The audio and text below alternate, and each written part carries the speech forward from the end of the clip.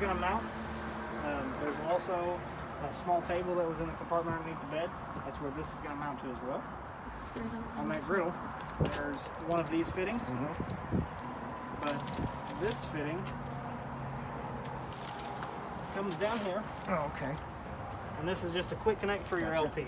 Yep. So this black lever has to be facing straight down for you to actuate this collar. Okay. And then once you're plugged in, then you can bring that lever up and the collar locks. Gotcha. So kids, anybody can't come in and partially disconnect and just be pouring propane into here. So shut that in the off position right now. I'll leave that right there for right now. This is that bracket that your TV mount, that extra TV mount would slide into. Then you have your outlets. If I can get it plugged on, there we go. And your cable access. Okay. But the griddle goes like somehow on this? Yes, it clevises onto this. Oh. Let me go get the table real quick. Okay.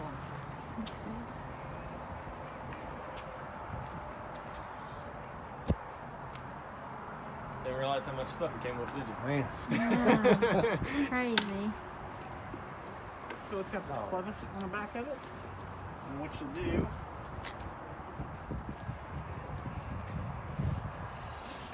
slide it on there like this. And you have a table. Oh. The grill slides on the exact same way. Okay. Okay. This back real quick.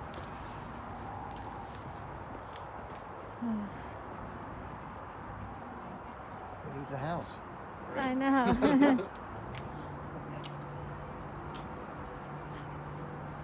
You might go to tiny living. Inside this compartment, you have a hot and cold side for a quick connect garden hose that is included with the unit. That'll plug in right there. And you have access to your hot and cold water, spray off kids, dogs, whatever. Okay. Nothing else super exciting back here. There's a tool included that will let you manually run the slides in and out. God forbid you ever have to use them. But that hole for that tool is right here. And you'll sit here and you'll crank and crank and crank and crank and crank. And eventually bring the slide in. Of course, you have your door stops. Very important. If it's super windy, go ahead and just keep the door shut. It will rip those stops off. And always check before you just go swing the door closed. These doors? Yes. Yeah. Okay. When you have them connected to these stops. Because it will break these stops off if you just go If it's swing. super windy and Okay. Inside here is your little storage compartment.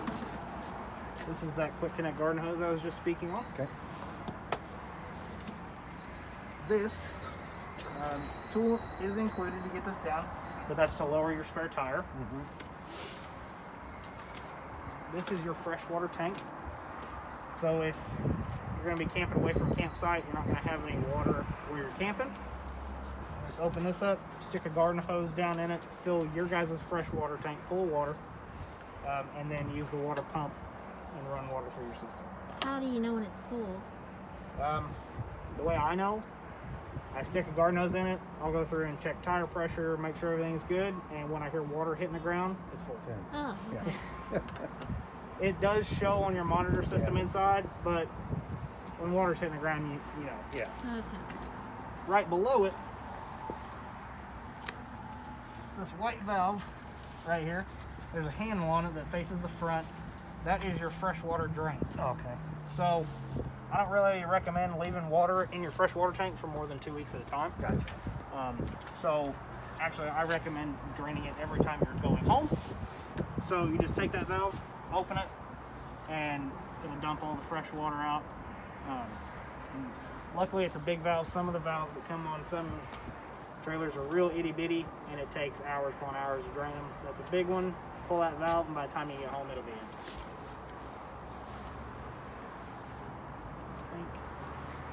So this awning, it's controlled from inside, has an armor roll across the top of it, which is by far one of my favorite things to see on campers. It keeps the sun off of it. It doesn't deteriorate as fast, keeps the weather off of it. But when it's out, if you guys are camping, if it's going to rain or be high winds, go ahead and roll it in. but let's say you guys need to run to the grocery store real quick, or you're out sightseeing and it starts raining. With these gas shocks, this arm will actually collapse under the weight of the water, only on one side, let the water run off, saving your guys' awning from stress. This awning right now is pitched up pretty good. As the sun's coming down, you can actually take this, bend it like that, and it'll bring the pitch of the awning down.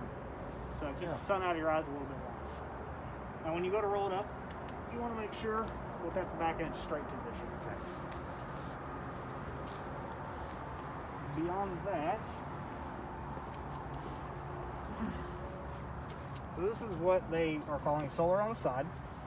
If you guys want to put out a small portable solar panel, you can plug it in right here, and it will keep your battery charged if you're not going to be plugged up to shore power. Gotcha. This is for your docking lights, which is this LED light strip on the front.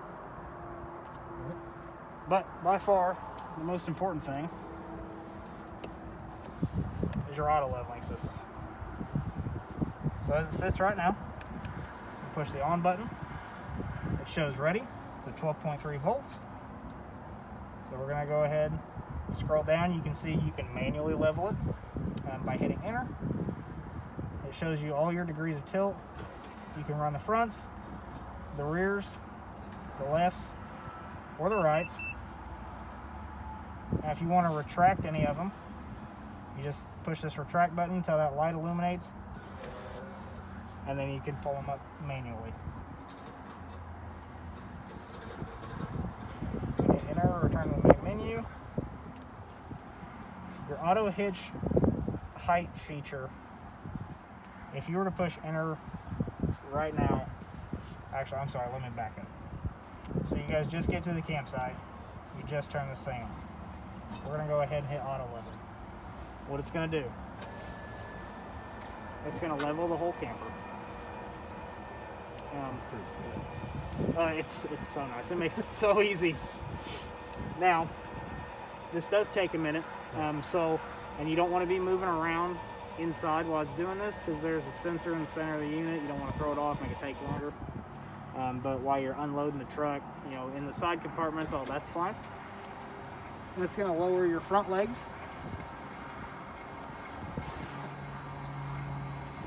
Now, this concrete we're standing on is pitched that way quite a bit. So in an instance like this, you may still want to take some of the plastic leveling blocks or wood blocks and put them on the low side, just so it gives it a little better fighting chance to get it perfectly straight. Gotcha. So it's going to go through and it's going to do the front right, the front left, the rear right, the rear left, and this one actually takes up your front jack. So for speed's sake, because it's cold out here, let's go ahead and say it went ahead and leveled itself. It's going to flash across the screen, auto leveling success. You're going to go great. If for whatever reason you guys need to stop it, you can hit auto level, enter, you can hit any button, it'll stop it. Okay. So now your auto hitch height feature, you guys are done camping, you had a great weekend, you're ready to pack up and go home. Go to auto hitch height, push enter. What it's going to do now, it's going to put your front jack back down and pick up all of your landing gear, and it's going to put the hitch exactly where it was when you pushed auto level. So all you have to do is back your truck up under it, use this down button to bring it down just a little bit, and you're hooked up and ready to go.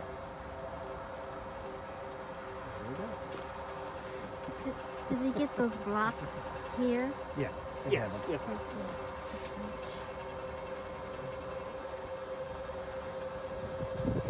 It also, I don't want to interrupt it, but it also will show your lean angles once you get into the manual mode. It shows your lean, so if you are leveling it manually, you can find that perfect zero. And then once you're done, whether it's all the way down or all the way picked up and you're ready to go, just hit that power button and close it up. Everything I just said is right here. Okay. in case you guys ever need a reference. I know, I'm the same way. I'm trying to hurry.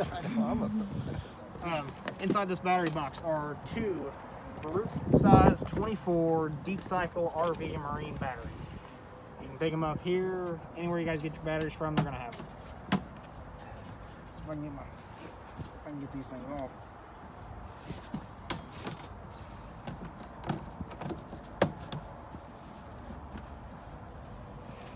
Yeah. I don't recommend tightening these down very much because this happens. Yeah.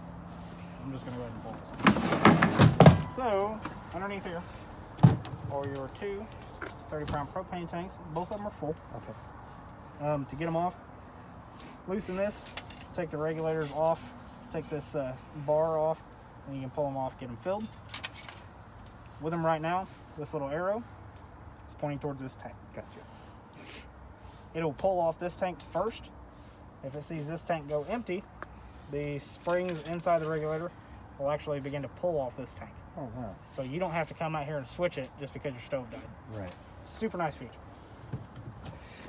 Actually, while I have this off, on the back side, it's a little hard to see, it's closer to this side, there's that little battery switch. Yeah. So when you guys are storing it, not going to be using it, I recommend go ahead and shut that battery switch off. In case you left a light on or anything, it's going to kill the entire tree. Okay.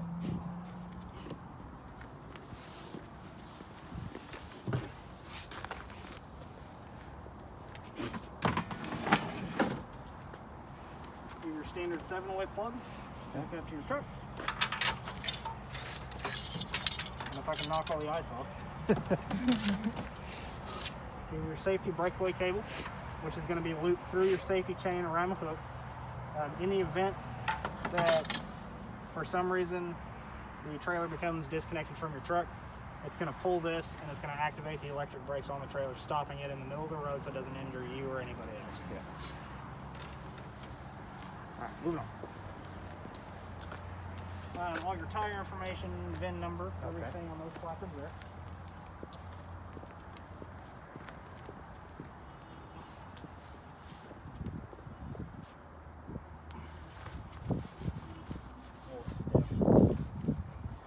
I'm actually afraid I'm going to break that if I try to twist it, it being so cold. Yeah. So behind here, this is the back side of your refrigerator. Okay. You have an electric side and a propane side. Your electric side is basically just a 110 plug. There's an outlet about right here that it plugs into. And then your propane side, you'll be able to hear your flame. Okay. If you guys are running on propane gas and you're wondering, you'll be able to hear your flame from outside here. Okay. That is your exhaust for your range on your stove. It has 2 clips, one here and one here, that let this louver open. When you guys go to pack up to leave, just want to make sure that those are clipped down. In the event that it's left open and you guys are driving home and it starts to rain, can actually work its way up in there and get on your stove inside. Your sewer connection is right there. That is to your galley tank, so your kitchen, your sink, everything. On that side, going to be hose hooked up, pull a valve. This valve is open right now in this extended position. So what you want to do is make sure that's closed every time you guys get to the campsite. This is the exhaust to your furnace. It does get very hot. So plastic chairs, trash cans, tables, anything that you might set over here, you just want to be mindful of because it will melt them. On this side, we have this light, so you can hook up to all your water in the dark need be. This is the back side of your hot water heater. So this part is pretty important. First off, you have a pressure relief valve, which is just like a standard water heater in your house. If it ever overpressurizes, this is going to pop open, let water come out. These 2 resets are for the gas side of your water heater. When you flip it on gas, after a couple seconds, you should hear that tick, tick, tick, tick, tick, tick, trying to ignite. If you don't hear it, come out here, push these resets, go back in, try it again. Okay. This is the back side of your electric element, and of course your plug that is connected to an anode rod. This switch is an on-off switch that has to be in the on position for your electric and propane to work. Okay. So, of course, we can go back on the video. You've unbypassed the water heater, getting ready to use it for the first time. You want to come out here, flip that switch on, and then you can use the controls inside for your water heater. Okay. But in the winterization stage, I just like to leave that off, just so nobody accidentally hits it and Right. tries to run. Okay.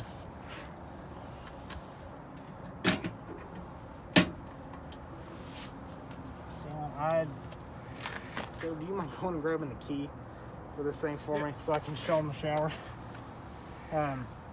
We'll get to that in a second. Here is all your water and cable hookups. So you have your cable and satellite hookups.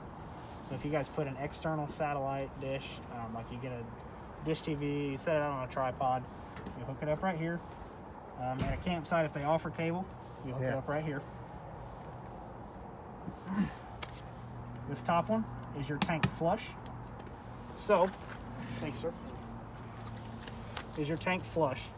So while you're dumping your black tank, which is down here, with the valve still open, you can hook a garden hose up to here, and it has jets inside the top of the tank, and it'll push clean water through the tank, kind of swirl it around, try to get everything out of that black tank possible. Okay.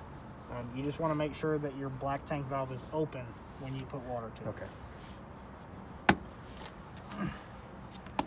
This is your city water connection. So you're at the campsite, you're going to be using their water system with your hose, their water pressure. Plug it up right here, make sure it's snug. You don't have to run the water pump when you're hooked up to a campsite's water. You can if you'd like to. Yeah. If the system's a little weak, turning the pump on will give it a little extra boost, but you don't have to. That's where you'll plug in right there. And then this is for winterization purposes. Take a jug of antifreeze, prime the line with antifreeze, go ahead and put it down in your container, hose up right here, turn the water pump on, and it'll pull antifreeze into the system. Oh, I'll be darned. Okay. With it being your guys' first camper, I recommend the first year, bring it back up here, ask the technician if you can watch. I have plenty of people that it's been their first year and they've came and watched and tried to learn. Save you a little money after a year or so, but definitely handy to have this feature right here. This is your 50 amp shore cord, supply cord. This is the plug. This is what the plug looks like that we were referring to earlier. Just shut that off. Looks like a griddle. Yeah. And plug that. 50 amp, common across the United States. Be hard pressed to go to a campsite and not find a plug that'll work for you guys.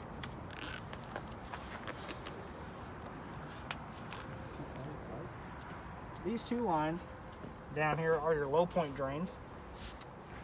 Again, this is mostly for winterization. If you want to drain all of the water out of the system, out of all the lines, you can take these caps off, and any water that's in your water lines, this is the lowest point in the system. Your water is going to flow out here, and then once it's done flowing, you put those on and then start adding antifreeze to the system. This is your primary dump station.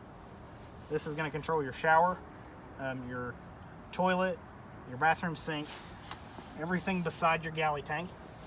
So you have one gray handle here, another over here, and then your black tank, which is your toilet and wastewater. And it's going to be the same process as the forward one. You want to make sure all of those are closed. Take the cap off, hook your hose up to it. Definitely recommend dumping your black tank first and then pulling your gray waters. That way it's even more, it's still dirty water, but it's less dirty and can kind of wash that hose out for you. This plug here is the 220. Will this hook up to a 220? This here? Yes. Is this yes, 220? Sir. Yes, sir. Okay. Yeah, like if you have a welder plug in your shop or anything like that. Yeah. It'll hook up to that. Yep. Okay, perfect. All right, yeah, the key.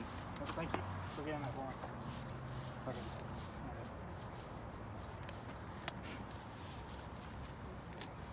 So along with the spray port on the other side, over here you also have a dedicated shower that does both hot and cold. This shower head, you push this to turn the flow on or off.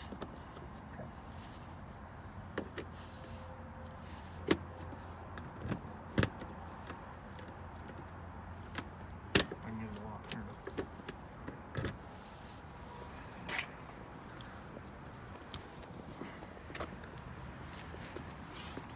And then that storage compartment with your table, of course. This is the bag that your shore cord comes in. If you ever get it to roll back up and fit inside this, call me and let me know how you did it. This is that tool you're going to use if you ever need to pull the slides in manually. And this tool is for your front stabilizer. If you ever lose battery power, there's a small cap on your front jack that you can pull off and crank it manually if you have to. And besides that, your bumper does have these little squeeze caps. So what you do is you put your hand here, you squeeze the center of it. It's not froze on there. Yeah.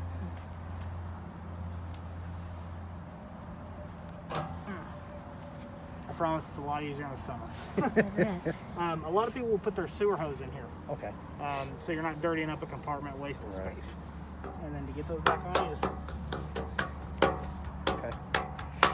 tap those in. Your hitch receiver is not meant for anything super heavy duty. You're not going to be able to pull a car behind this thing like you would ever want to anyway, right? It's mostly for like those accessory cargo racks that Gotcha. kind of fold up out of the way. That's Yeah. what those are meant for. All right. Your ladder, your roof is walkable.